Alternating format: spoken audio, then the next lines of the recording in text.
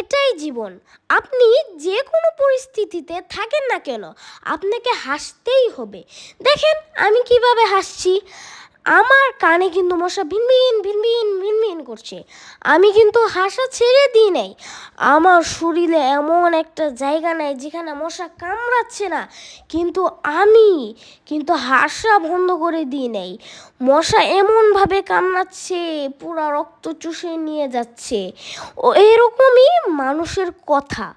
দেখেন, আপনি যখনই সাকসেস হবেন তখন আপনার চারপাশে কিন্তু মশার মতন মানুষ ভিনভিন ভিনভিন ভিনভিন করবে।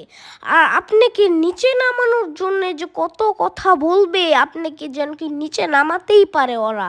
আর এমন কথাগুলি বলবে যে মনে হচ্ছে তারা আপনার শরীর থেকে আপনার সব রক্ত চুষে চুষে নিয়ে যাচ্ছে। এটা এই কথাগুলিকে বাদ দিয়ে আপনার আল্লাহর উপরে ভরসা রেখে এগিয়ে যেতে হবে।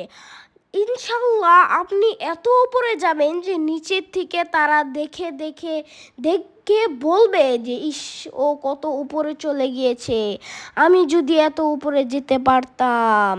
আসসালামু আলাইকুম। আজকের জন্য